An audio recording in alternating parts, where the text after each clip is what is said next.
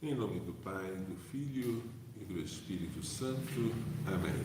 Nesta transmissão de hoje, em que falaremos sobre o celular, a internet e a pureza, iniciemos recitando as 3 Ave-Marias, que estão escritas neste papel aqui e que você pode baixar no link de download do site providaanapolis.org.br, tá? 3 Ave-Marias. Ó Maria, fazei o meu coração tão puro quanto o vosso, pelo poder que vos deu Deus Pai. Ave Maria, cheia de graça, o Senhor é convosco, bendita sois vós entre as mulheres, e bendito é o fruto do vosso ventre, Jesus. Santa Maria, Mãe de Deus, rogai por nós, pecadores, agora e na hora da nossa morte. Amém. Pela sabedoria que vos deu o Deus Filho. Ave Maria, cheia de graça, o Senhor é convosco, bendita sois vós entre as mulheres, e bendito é o fruto do vosso ventre, Jesus.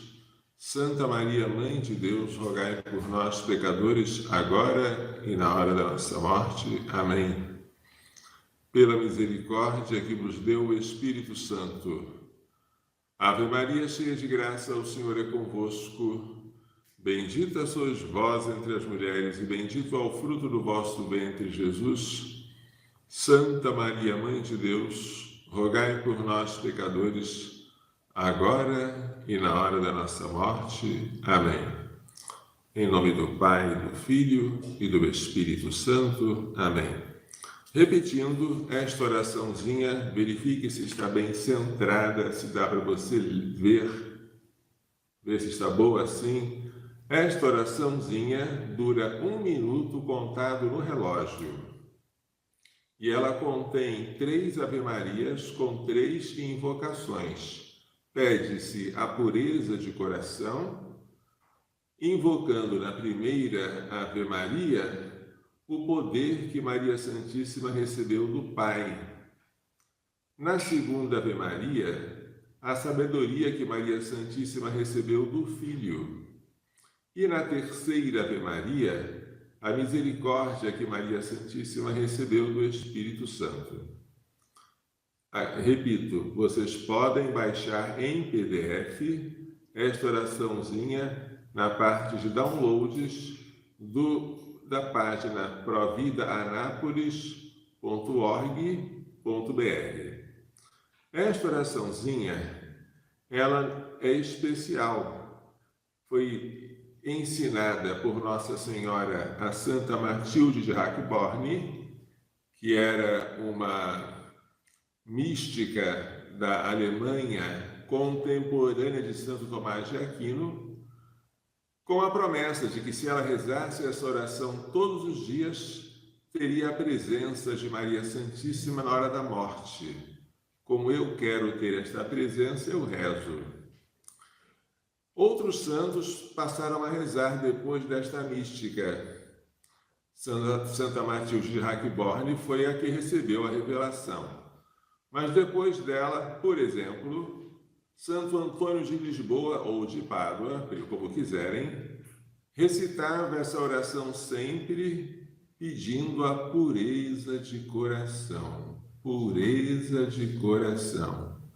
Depois nós temos ainda São Leonardo de Porto Maurício, nós temos de modo especial Santo Afonso Maria de Ligório, que recitava e dava como penitência de confissão para quem vinha procurá-lo.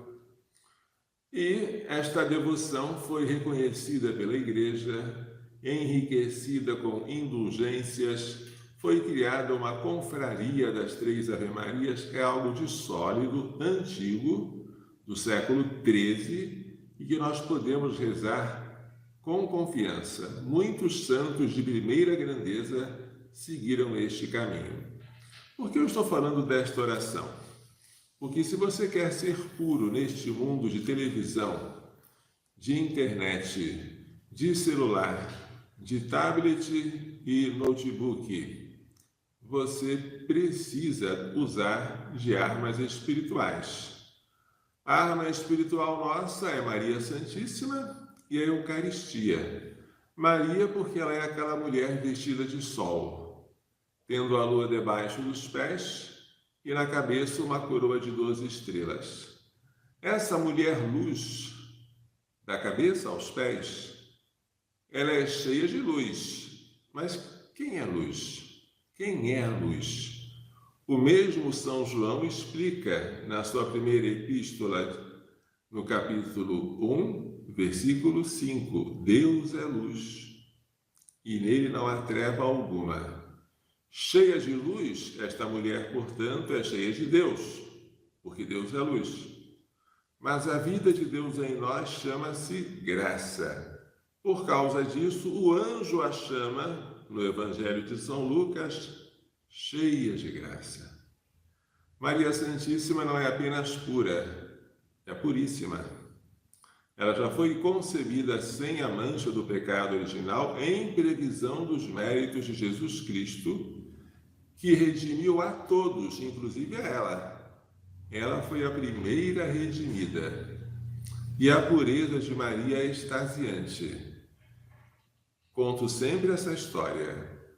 Quando em 1958, Santa Bernadette Soubirous, lá de Lourdes, que era analfabeta e ignorante, teve a visão de Nossa Senhora naquela gruta, perguntaram a ela se Nossa Senhora era bonita. E ela então respondeu: se Nossa Senhora é bonita, se você visse Nossa Senhora, o seu desejo seria morrer para continuar vivendo eternamente. Portanto, você quer ser puro? Invoque aquela que é puríssima. Tenha devoção especial pela Imaculada Conceição da Virgem Maria, que celebramos no dia 8 de dezembro. E tenha especial veneração pelo mistério da encarnação, em que Maria concebeu e deu à luz o Filho de Deus, sem perder a virgindade, toda pura, totalmente pura. É com os puros que nós aprendemos a pureza. Portanto, é por esse motivo que eu rezo, mas rezo todos os dias, rezo sem falhar, e rezo quando me levanto da cama, esta oraçãozinha. Não é bom você deixar para rezar depois. É bom você rezar antes de ir ao banheiro. Você acorda, ainda despenteado, com o rosto meio amassado, os olhos grudados, mas junta as mãozinhas, coloca diante da sua cama e esqueci a oração. Se esqueceu? Deixa este papel pregado na parede da sua cama ou na cabeceira. Aí você olha para o papel e diz: ó Maria, fazei meu coração tão puro quanto o vosso. Parece que você está ainda sonolento, mas ela entende e ela aceita o sacrifício. E você vai falando, recitando as 3 Ave-Marias, acabou de rezar, aí você diz: nossa, eu estou atrasado. Mas agora você já rezou. Esse é um segredo para você nunca começar o dia sem ter rezado estas 3 preciosas Ave-Marias. Mas, padre, eu já rezo o terço todo dia. Parabéns. Mas você não reza o terço pedindo a Maria Santíssima a pureza de coração pelo poder que deu o Pai, pela sabedoria que lhe deu o Filho, nem pela misericórdia que lhe deu o Espírito Santo. Isso aqui é uma devoção à parte. Além do terço e das outras coisas que você reza, reze isso também. Estou falando isso porque a pureza sempre me encantou. As pessoas puras exercem sobre mim um fascínio especial, especialmente as crianças. Porque os olhos das crianças são transparentes. Ela não aprendeu ainda a criar máscaras. A criança é sincera, que quer dizer sem cera. Hoje, em tempo de Covid, todo mundo está mascarado, até as crianças, não é? Mas sem cera quer dizer sem máscara. Você mostra o que você é. É assim que a criança é. Ela é transparente. E só os puros de coração é que verão a Deus, diz Jesus no Sermão da Montanha. no capítulo 5 de São Mateus. Porém, se você quer ver a Deus face a face, gozando desta bem-aventurança eterna, tome muito cuidado com os seus olhos, porque a pureza começa pelos olhos. O teu olho, diz Jesus, é a luz do teu corpo. Se o teu olho for são, todo o teu corpo será iluminado. Se o teu olho for trevas, todo o seu corpo será tenebroso. Ora, se são trevas a luz que há em ti, se o seu olho, que deve ser luz, é trevas, quão espessas não serão as próprias trevas? Então, se você quer que o seu corpo seja luminoso, como deve ser, porque nós somos templos do Espírito Santo, entramos em comunhão com o corpo glorioso de Cristo na Eucaristia e um dia vamos ressuscitar. Se você quer que o seu corpo seja luminoso, cuide dos seus olhinhos. Cuidado, olhinho com que olha. Cuidado, olhinho com que olha, Papai do céu lá em cima está olhando para você. Cuidado, olhinho com que olha. É uma oração para crianças. Para a criança entender que ela não pode olhar para tudo. Também ela não pode ouvir tudo, não pode falar tudo, mas aquilo que for do agrado de Deus. E a vigilância nos olhos é fundamental. A boca fala aquilo de que o coração está cheio. Mas tudo aquilo que você tem dentro de si, no intelecto, passou pelos sentidos. Isso já dizia Aristóteles e entrou para a filosofia de Santo Tomás de Aquino. Ora, o conhecimento começa pelos sentidos. E dos 5 sentidos, qual é o mais agudo, mais penetrante? É o sentido da visão. Não há outro que consiga captar mais informações do que ele. Pois é. Então, se você quer ser puro, você tem que ter cuidado com o que ouve também. Mas, inicialmente, sobretudo, com aquilo que vê. E como eu sempre tive um fascínio por Nossa Senhora, pela sua beleza, pela sua pureza, e como eu sempre aspirei ser como ela, sobretudo depois que eu li o livro de Santo Afonso, Glórias de Maria, quando eu fui ordenado padre, que angústia! Eu percebi que os jovens não entendiam nada sobre a castidade. Confundiam o namoro com relações pré-matrimoniais ou fornicação. Não entendiam o que era proibido, por exemplo, até olhar com mau desejo. Isso já é um adultério no coração. Se até olhar com mau desejo é proibido, o que diria Jesus de beijar e abraçar, como na época em que eu fui ordenado, em 92, mostravam as novelas. Aliás, mostravam coisas bem piores, porque a pornografia já tinha entrado desde que a censura prévia foi abolida com a Constituição de 1988. Foi uma lástima. Eu ainda peguei a minha infância na época em que havia uma relativa tranquilidade dos pais em relação ao que os filhos iam assistir. Depois da nova Constituição, continua na Constituição como se diz, o dever de os meios de emissoras de rádio e TV, não havia internet naquela época, respeitem os valores da pessoa e da família, mediante uma lei federal que até hoje nunca ninguém fez. E a pornografia circula livremente pela televisão em qualquer hora do dia e ficou proibida a palavra censura. Agora é só classificação.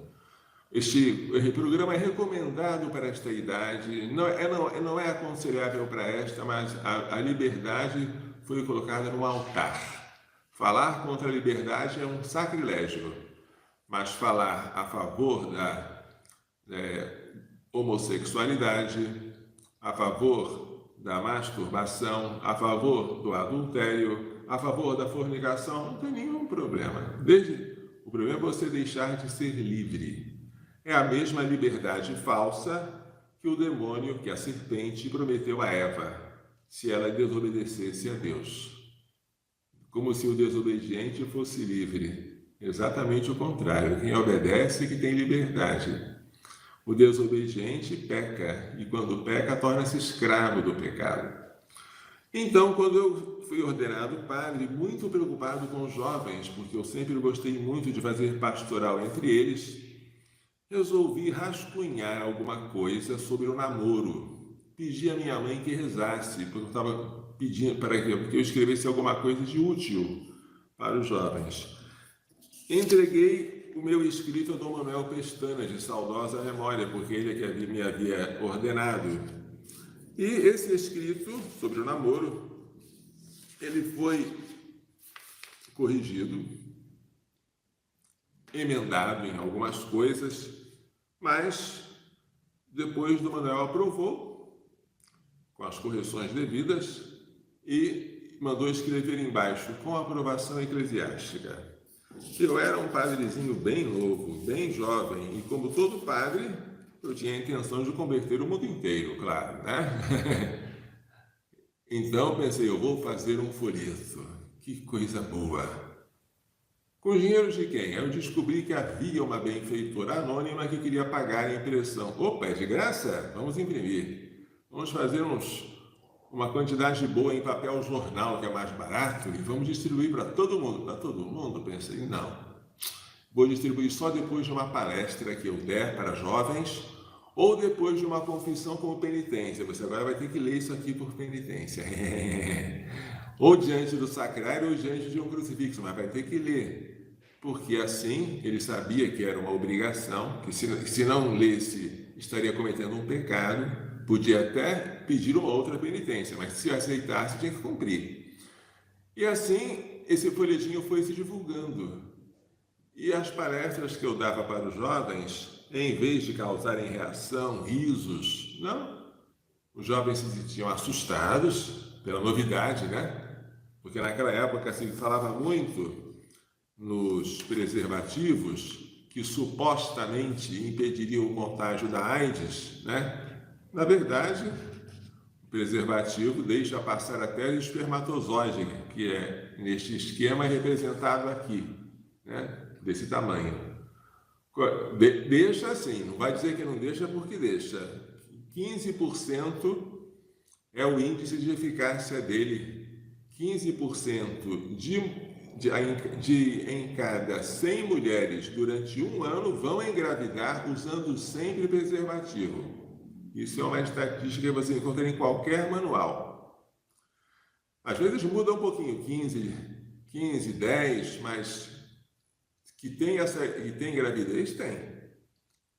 Se é gravidez é porque o espermatozoide passa. E se ele passa, com maior razão passa esta coisinha aqui. Não, esta aqui ainda é o vírus da herpes. Com maior razão passa essa coisinhazinha aqui. Estão vendo? Se não estão vendo, tem razão, porque é quase invisível. É o vírus da AIDS, né? Então, na minha época, estava muito comum essa campanha. Roube com segurança. Cometa um pecado seguro. Ladrões, assaltem usando colete à prova de balas para não serem atingidos pelas balas dos revólveres da polícia. É uma historinha, né? Roube com segurança. Então, depois de que o Dom Manuel deu a aprovação, eu comecei a distribuir o folheto por aí. E eu percebi que esse folheto teve uma difusão inesperada. Naquela época em que não havia internet, naquela época que o meio usual de propagação de coisas era o correio, né? Ou então, eu percebi que muita gente leu e gostou. Jovens passavam a me chamar para falar da castidade ou do namoro para outros jovens. Não eram os coroas, não, que me chamavam para consertar a juventude. Jovem me chamando para falar para outros jovens. E eu percebi como é que nós, padres, somos covardes. Tantos amigos meus tinham medo de falar isso, porque achavam que iam ser alvo de zombaria. Vamos falar só que o preservativo não funciona, tá? Mas não vamos falar de castidade, porque eles vão zombar de nós. Que vergonha. O jovem quer desafio. Se você provoca um jovem, ele vai fazer aquilo que você diz que ele não é capaz de fazer. Se você diz para o jovem, olha, você é um frouxo porque você não aceita a castidade, você zomba dos castos porque eles são corajosos, eles não são como você. Faça assim. O jovem se enche de brio. Eu, frouxo? Eu não. Se eles conseguem, eu vou conseguir também, com a graça de Deus. E aí vem aquele desafio, aquele entusiasmo.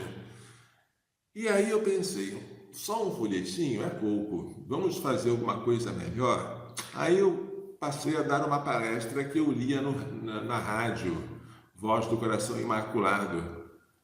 Essa palestra se transformou num CD. Naquela época, CD era coisa importante. Você tem um CD? Você comprava, não havia copiadores de CD, você tinha que comprar. O preço era um preço especial, né? Porque o CD era a última tecnologia que veio substituir os discos de vinil. Então eu lancei um CD com grande pompa e brilho, né? Um CD Descobrindo a Castidade, que nada mais era do que 2 programas concatenados, 2 programas de rádio que eu havia feito sobre esse assunto. E começamos a vender o CD, né? Por preço bem baixo, começamos a vender. Naquela época nem se falava que ninguém mais venderia palestras porque elas seriam baixadas gratuitamente pela internet ou postadas no YouTube, e quando muito seriam armazenadas em pendrive. Mas, naquela época, vamos vender o CD. Não tinha vídeo, não. É só a minha voz, minha linda voz, naquele disco. Aí depois eu pensei, não, mas só um CD? Eu tenho que escrever um livro. Porque um folheto é muito pouco. O CD não dá para você falar muito, tá? Vamos escrever um livro? E eu escrevi. Demorei muito a publicar, me arrependo disso. Mas Deus permitiu que antes que eu morresse eu pudesse escrever este livrinho aqui, Descobrindo a Castidade. Esse livrinho eu procurei escrever para os jovens, em linguagem simples, com historinhas, parábolas, comparações. Depois eu acrescentei figuras, de modo que os jovens se sentissem atraídos, sentissem prazer com a leitura. Também sentissem o desafio, mas sentissem dispostos a desafiar mesmo, a mostrar que são capazes. E o título do livrinho, que é Descobrindo a Castidade, ele tenta mostrar a castidade não como um fardo a se carregar, uma coisa pesada que você carrega com o rosto tristonho e a testa franzida. Não! Como um tesouro que você descobre, descobrindo a castidade. Um tesouro escondido no campo, que você descobre e deixa tudo para adquiri-lo, porque só os puros de coração verão a Deus. Então, esse livro procurou incutir nos jovens, falando baixinho, dos jovens de todas as idades, a alegria de ser casto, a alegria da pureza. Experimente e diga-me se não é assim. Assim eu escrevi no livrinho, né? Se os que procuram o prazer na impureza entendessem o que é a alegria da pureza, alegria é bem mais do que prazer. O prazer pode ser grande, mas ele é corpóreo, passa e deixa um gosto amargo. A alegria é espiritual, ela é permanente e desabrocha na felicidade do céu. São coisas bem diferentes. Se os que buscam o prazer na impureza entendessem a alegria da pureza, desejariam ser puros, ao menos por egoísmo. Nem que fosse por egoísmo, porque eu quero ser feliz. E aí eu terminava com a provocação. Experimente e diga-me se não é assim. Essa mensagem de castidade, eu tenho a alegria de dizer hoje que muitos jovens vivem e se tornaram testemunhas e missionários disso. Isso é tão bonito para mim. Isso me causa uma alegria tão grande no meu coração. Porque houve um tempo em que aquilo que hoje é a realidade parecia um sonho de doido. Falar disso naquela época seria como hoje falar. Seria como hoje falar de tratamento precoce, né? Todo mundo cai em cima. Não, você é doido? Que isso? Bem, vamos voltar ao tema.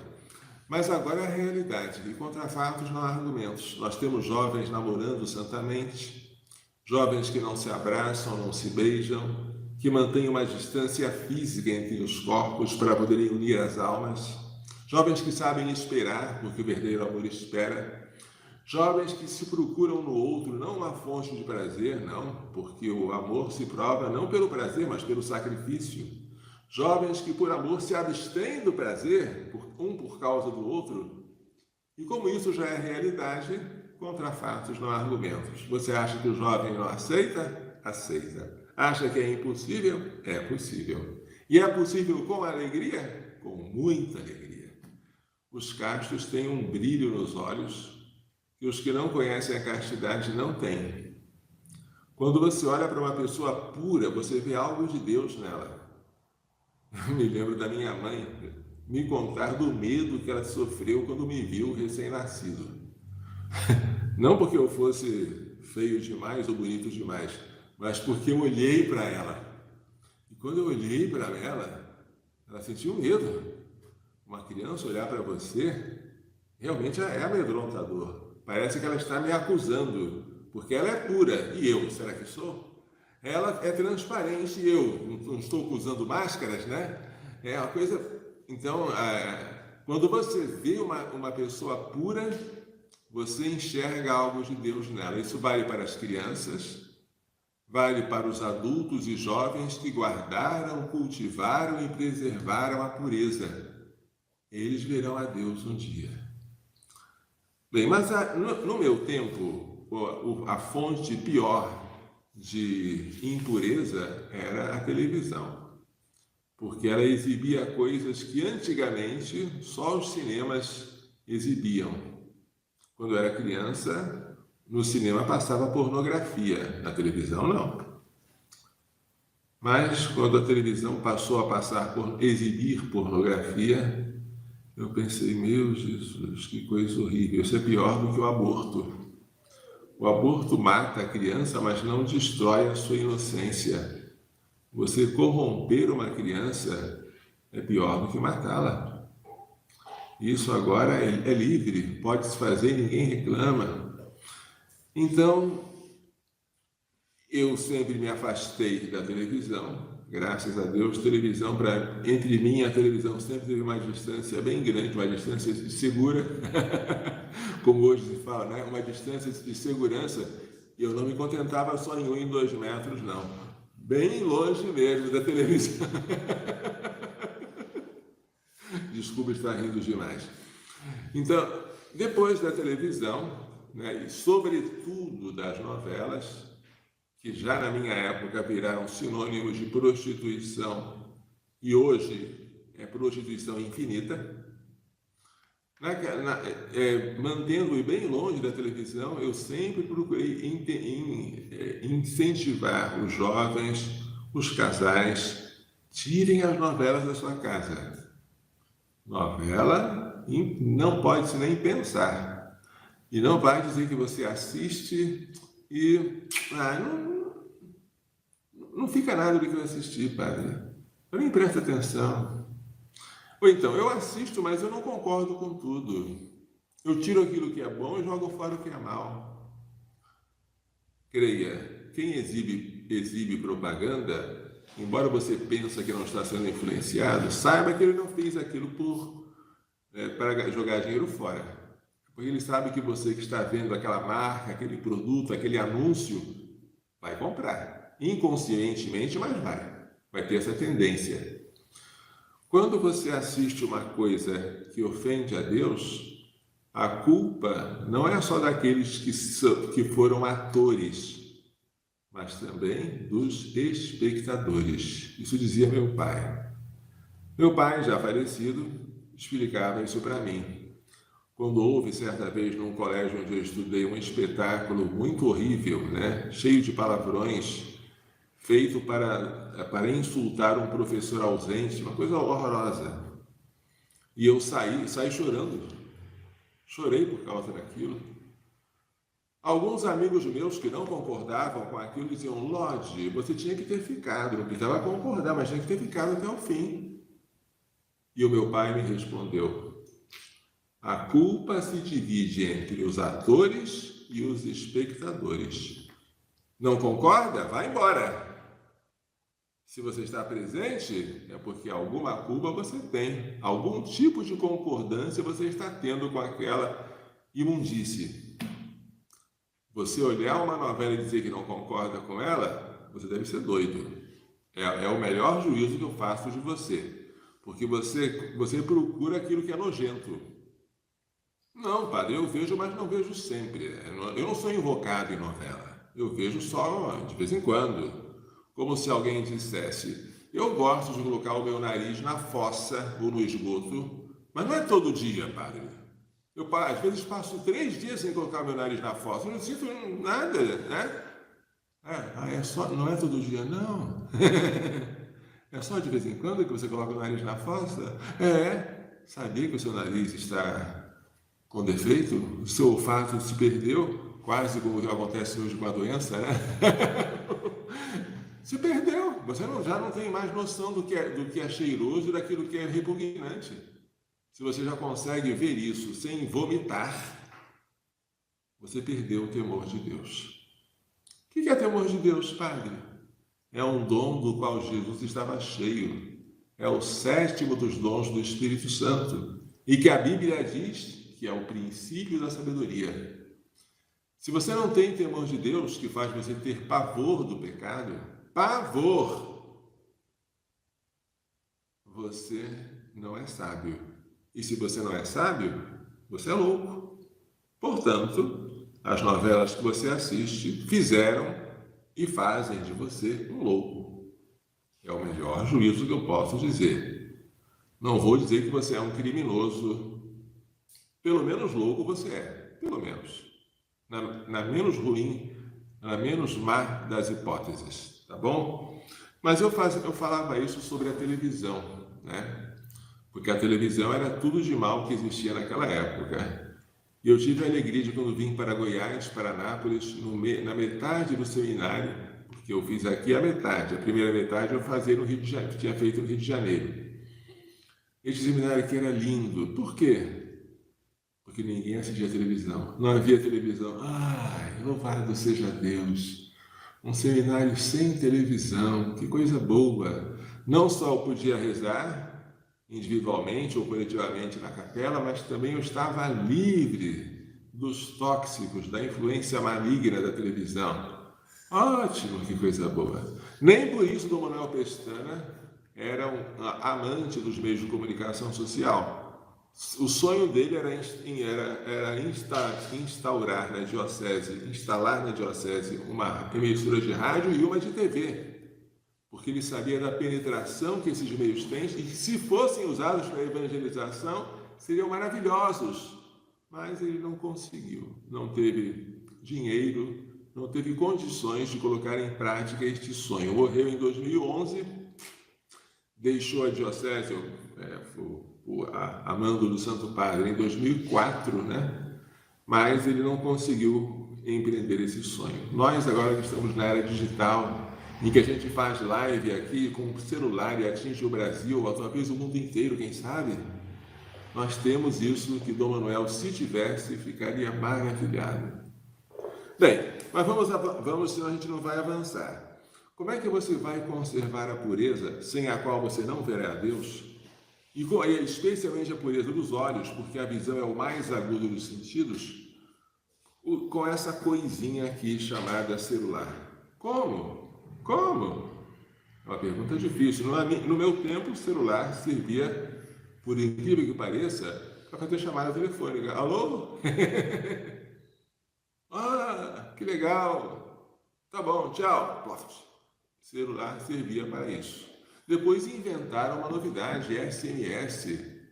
mandar mensagem de texto, digitando assim com muita dificuldade naquele teclado que eu podia ter várias letras em uma tecla só. Tá bom, mas isso também não era perigoso. Mas depois que a internet se difundiu com tanta facilidade e qualquer um passou a poder ter um smartphone sem botões físicos, né? Mas um botão na tela e que você pudesse assistir imediatamente um vídeo e passar para os outros, a facilidade de você ver o que não deve aumentou até o infinito. Hoje eu choro quando vejo uma criança que foi corrompida pelo celular, porque alguém teve a infeliz ideia de doar para ela e os pais não vigiaram. Horrível. O que é pior para os pais? Abortar o filho ou dar um celular para ele? É um páreo duro, viu? É um páreo duro. Mas saibamos que o celular não é mal em si, mal pelo uso que se faz dele. Padre, eu preciso usar. O que eu vou fazer? Vou dar umas dicas. Quer? Conselho é bom. Tanto é bom que se vende. Os maiores conselheiros, os médicos psiquiatras, cobram muito caro dos seus conselhos. Mas eu vou dar um conselho bom e barato. Será que é tão bom ser barato? Bem, veja, né? Experimente. Meu conselho é o seguinte: joga fora o Facebook. Eu já tive conta no Facebook, destruí e dou glória a Deus. Facebook nunca mais. Por quê? Eu percebi que o Facebook, ao contrário daquilo que eu fazia uso na internet até aquela época, mostra muitas imagens e todo mundo tem direito de postar. Você aceita as solicitações de amizade, vão postando na sua linha de tempo, blá blá blá. Chega. Mas eu preciso do Facebook. Para quê? Para postar homilias, vídeos, algumas coisas interessantes. Como é que eu vou usar? Eu vou fazer não um perfil, vou fazer uma página. Uma página é diferente. A página é menos invasiva. Na página você pode, como eu sempre faço, não aceitar nenhuma solicitação de amizade, nenhuma, e você só vê aquilo que você postou e você posta aquilo que você quer. E na hora que você quer. Assim eu faço. Assim tem sido comigo. A relação entre mim e o Facebook é esta. Ele lá, eu aqui e tchau, tchau. Mas aí inventaram um tal do Instagram, que pertence também ao Facebook. O Instagram é mais agressivo. O Instagram, quando você clica no ícone dele, cuidado, você não sabe o que vai aparecer na sua mente. Não, padre. Mas se aparecer coisa feia, eu desvio os olhos para você, mas você já viu. Mesmo que você não peque porque desviou os olhos, aquela imagem fica na sua cabeça. E ela vai ficar na memória. E ela pode ser usada pelo intelecto, né, para fins maus, se a sua vontade não resistir a isso. Então a gente tem que evitar ver, não é ver muito. Tem que evitar ver aquilo que pode nos tirar a pureza. Então eu tenho o seguinte truque. Primeiro, eu não uso o Instagram para muita coisa. Se alguém tem que postar algo no story, ou no... Como é que fala essas coisas meio americanas? Se alguém tem que postar alguma coisa aí, eu peço para outrem fazer, tá? E quando eu preciso usar o celular para filmar o Santíssimo Sacramento? Que dificuldade, né? Como é que eu vou fazer? A gente faz isso todos os dias às 3 horas da tarde, pelo Instagram. E só tem eu aqui com o meu celular. O que eu faço? Eu tenho um truque. Eu clico no ícone do Instagram, assim, ó, plim. Sabe que eu não estou olhando para ele, tá? Plim. Aí aparece alguma coisa que eu não sei, nem quero saber. Aí eu faço assim, ó. Eu deslizo meu dedão aqui. Aí agora, quando eu estou vendo, nada mais há do que aquela tela dizendo live, ao vivo. Aí eu seleciono ao vivo e depois focalizo e plim. Consegui usar o Instagram sem ver nada além daquilo que eu queria ver. Jesus Eucarístico com o sacrário aberto. Só ir e transmitir o terço mariano e antes dele o terço da misericórdia, como nós fazemos sempre às 3 horas da tarde. É uma fera, mas se você conseguir domar, tem que domar. Mas cuidado que Deus não deu asa à cobra. Não vai entrar, não vai se aproximar dela não, tem que manter a distância de um domador, né? Muito bem, isso é quanto ao Instagram. E se você tiver um notebook? Bem, o notebook ele é mais fácil de ser controlado. Existem alguns aplicativos chamados Adblocks, que são bloqueadores de anúncio. Vários deles, né? Ad é advertisement, quer dizer anúncio. Block é bloquear.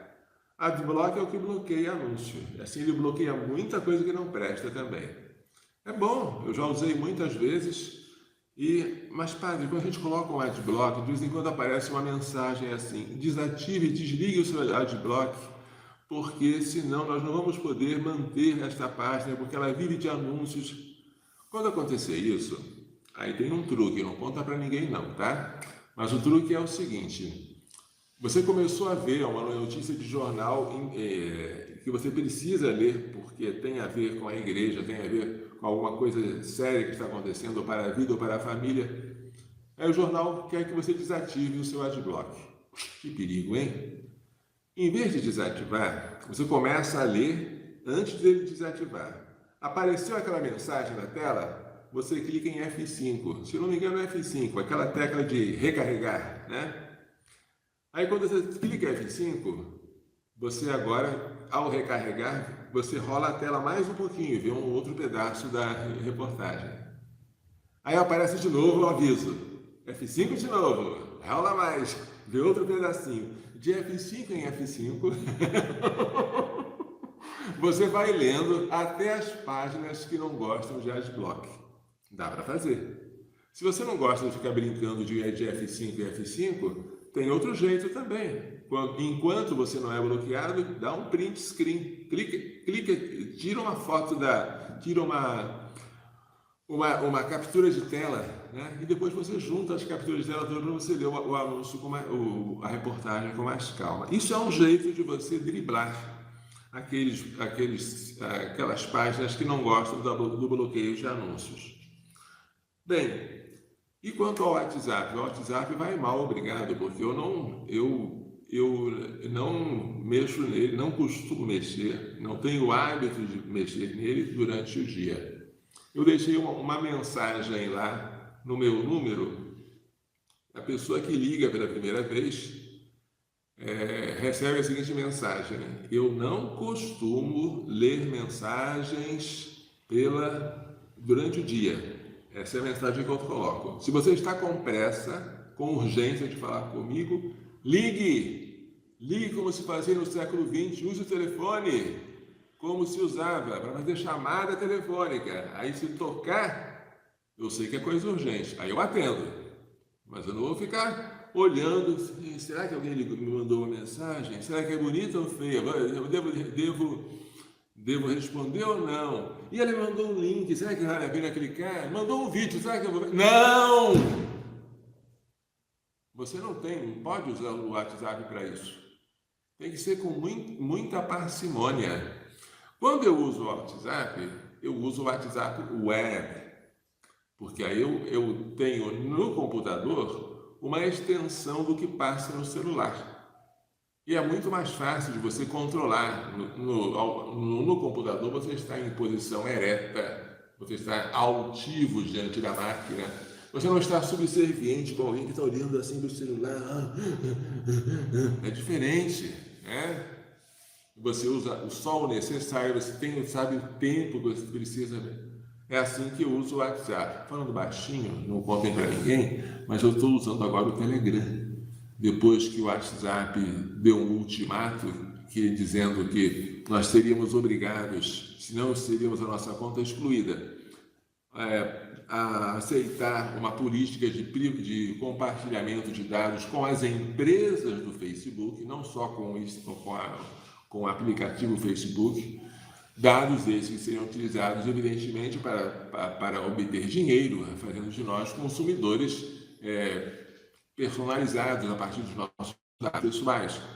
Eu então me desencantei com o WhatsApp, experimentei o Telegram, gostei, porque ele tem mais privacidade, porque ele admite um número muito grande de participantes de grupos, onde eu posto as homilias, porque ele admite colocar arquivos de tamanho enorme e não com os limites que o WhatsApp traz, e porque eles guardam os dados na nuvem sem encher o seu computador de arquivos. Então, por esses motivos, eu estou usando o Telegram, mas também com os mesmos cuidados. O Telegram, de manhã e de noite a gente se encontra, tá? No meio do dia, quer falar comigo? Manda um telefonema. Plim, plim, plim, plim, plim, plim, plim, plim, plim, plim, plim. Alô?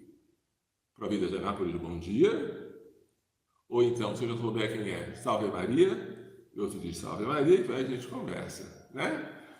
É assim que a gente funciona e a gente se defende dessa maquininha aqui, que pode servir para o bem ou para o mal. Para muito bem, quando você pode utilizar um celular para poder evitar que alguém se suicide, que uma gestante faça um aborto, que uma família se separe, mas também pode ser usado para coisas muito más. A gente que é padre, quantas vezes houve confissão de pessoas de todas as idades, inclusive jovens, dizendo que cometeu masturbação porque antes ouviu pornografia e viu porque estava navegando no celular.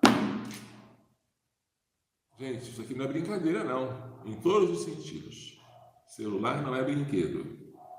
Deve ser para nós apenas ferramentas de trabalho. Quer brincar de videogame? Usa outro aparelho. Não usa isso aqui não. Eu, quando uso os meios eletrônicos para celebrar a liturgia das horas, que antigamente nós tínhamos que ter 4 volumes, né? 2 do tempo comum, um do tempo pascal e quaresma e outro do tempo de Natal e Advento. 4 volumes impressos, né? Hoje a gente pode fazer só com o celular, mas eu não uso celular não.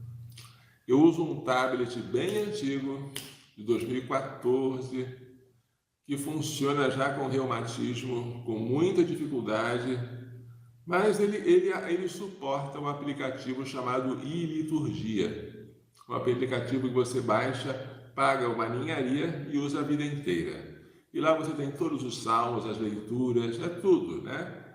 Usando num tablet, em vez de usar num celular, eu encapo o tablet, ele fica pretinho, eu abro, parece que está abrindo um livro, e você tem uma impressão assim, de mais solenidade, de mais reverência.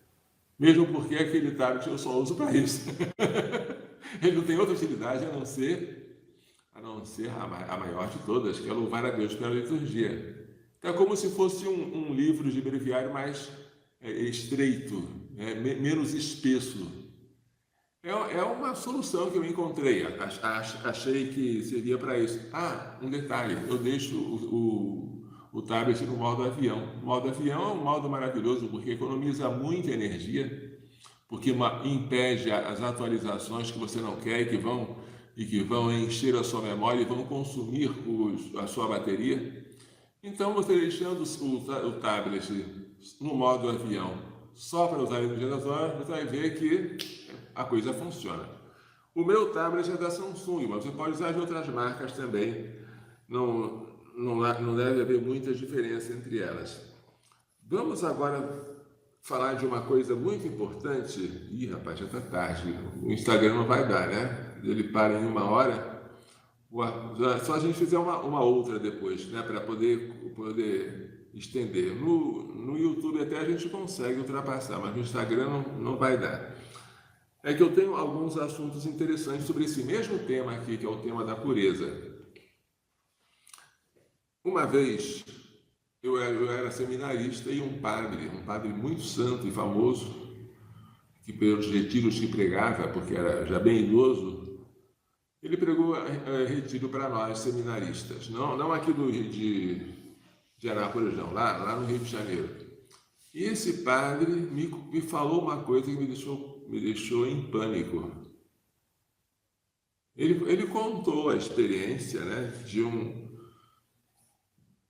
mas contou sem o desejo de me assustar. Mas falou em público sobre um caso de um sacerdote que de vez em quando caía no pecado da masturbação.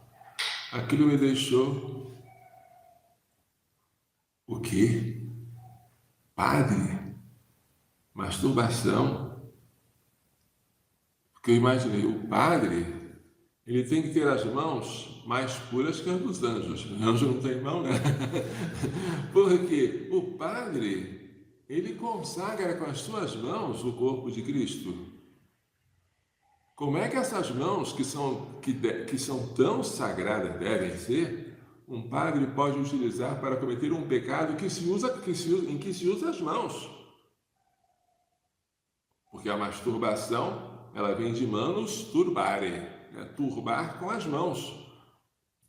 Meu Deus, isso existe? Eu fiquei chocado. Porque um padre puro não faz mais que a sua obrigação, ele tinha que ser puríssimo. Ele tinha que ultrapassar os anjos em pureza, se fosse possível, porque os anjos não perdoam pecados e o padre perdoa. Os anjos não ungem os enfermos, que também têm o efeito de perdoar pecados. O padre unge. O anjo não dá indulgência da morte, o padre dá. O anjo não celebra a missa. Na pessoa de Cristo, o padre celebra. Que pureza um padre deve ter! Meu Deus! Quando eu ouvi dizer que um padre havia praticado esse pecado abominável, eu fiquei apavorado. Isso existe? Não pode existir. Eu vou me dirigir a você agora que está fazendo o seminário, ou está pensando em ser padre, ou está pensando em entrar para o seminário. Se você ainda, por absurdo, não apenas cometeu esse pecado há 20 anos atrás e já está sepultado nas águas do batismo e você não quer nem ouvir falar dele.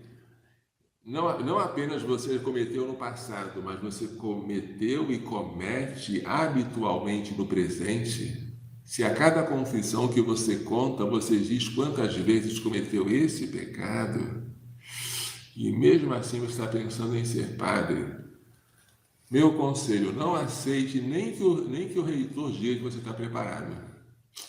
Nem que o bispo, sabendo de tudo, diga, você pode se ordenar. Não, senhor bispo, eu prefiro não. Não só porque eu não sou digno, ninguém de nós é digno, mas eu não estou preparado. Não, nem sequer eu purifiquei as minhas mãos, quanto mais os meus olhos, né? Para poder exercer esse ministério tão sublime. É o conselho que eu dou para os aspirantes ao sacerdócio. Tudo que o sacerdote for de puro ainda é pouco. E eu quero essa pureza para as irmãs pró-vida. Se você aí que está me ouvindo é uma candidata a entrar na comunidade das irmãs, que se for do agrado de Deus, vão aqui nos ajudar no cuidado da gestante e dos bebês, eu peço, suplico e, se puder, exijo. É difícil, né? Uma pureza angélica. Você tem que aspirar a essa pureza e não pode se contentar com a mediocridade. Imagine aquele assassino que diz, eu estou melhor. Como assim? Antigamente eu matava um homem a cada dia, hoje eu só mato um por mês. Ele comemorasse, né? Não tem muito o que comemorar se a masturbação ocorre apenas uma vez por mês e não todo dia. Enquanto ela não for algo impensável para você, não pense no sacerdócio. Não pense. Porque como sacerdote, um pecado desse vai ser mais grave. Vai aumentar a sua culpa e a sua pena no purgatório, se não for para o inferno, né? Tome muito cuidado com isso. As coisas santas têm que ser tratadas santamente. Quando eu vejo padres que até veem televisão de maneira tão leviana, e alguns até assistem novela, sabem até o conteúdo dos capítulos. Meu Deus, está certo aquele ditado mesmo. Omne malum ex clero. Todo mal vem do clero. Porque se o padre faz isso, o que ele vai exigir do povo? E se exigir, o povo vai aceitar? O padre não dá exemplo, né? Bem, o que faltaria falar ainda? Faltaria falar dos filmes. Você conhece um filme sobre o Padre Pio? Eu estava vendo o filme, porque diziam que era bom. De repente eu noto lá uma espécie de romance entre o Padre Pio, o ator que o representava, e uma senhora lá, que foi designada por ele para cuidar das suas chagas. Eles não se abraçam, não se beijam, mas aparecem os dois num céu estrelado à noite, dando as mãos assim e cantando ou rezando. Que é isso? Claro que Padre Pio nunca fez nem faria isso, mas o cineasta teve o prazer de estragar a história com esta cena. Isso é suficiente para não assistir. Mas, padre, todo o resto é bom para que uma coisa seja má. Não precisa que tudo seja mal. Para você estar doente, não precisa que seja má só o seu coração, ou só o seu pulmão, só a sua cabeça. Basta que um pedacinho do seu olho, como um dente, né? Ou do seu corpo, como um dente, ou com uma unha encravada, ou o seu fígado esteja ruim, você está doente. Um filme que mostra coisas assim indignas é um filme mau, com todas as boas intenções que ele possa ter. Eu não vejo. Vou falar um filme que você gosta muito. A Noviça Rebelde. E você tem razão de gostar em muitas coisas que eu também gosto. Aquelas músicas lindas, né? Aquele cenário maravilhoso, a beleza daquela freira, né? Daquela noviça que saiu do convento e depois descobriu que a vocação dela era para o matrimônio. O enredo em si, muito bom. Mas se vocês se lembrarem, e eu ainda me lembro, porque eu vi quando era criança, há uma passagem que uma moça de 15 anos e um rapaz de 16, 15, 4 e 16, e ele 16, 4 e 17, começam a brincar, a cantar, e termina esta canção com os dois se beijando. E esse momento é um momento assim que se considera romântico, é um ápice. Mas você sabia que beijo na boca é intrinsecamente excitante? E se é excitante, ele não pode ser feito por solteiros ou por namorados? Você pode assistir aquilo com prazer? Não pode. Você tem que ter repugnância. Não, padre, mas aquilo lá é só uma encenação. Eles, se souberam do que estavam fazendo, estavam pecando. Você gosta de de assistir um pecado? Mas há uma outra parte no filme em que a antiga noviça se casa com o pai daqueles 7 filhos, que era um viúvo. E, infelizmente, ela também beija o seu noivo, né, na boca. E é um momento, digamos, romântico do filme. Mas saiba que ela pecou. A atriz e o ator pecaram naquele momento. Pecaram mortalmente. Você quer mostrar isso para os outros como um exemplo a ser seguido? Não, padre, é que eu vejo, mas não dou nem. Cuidado.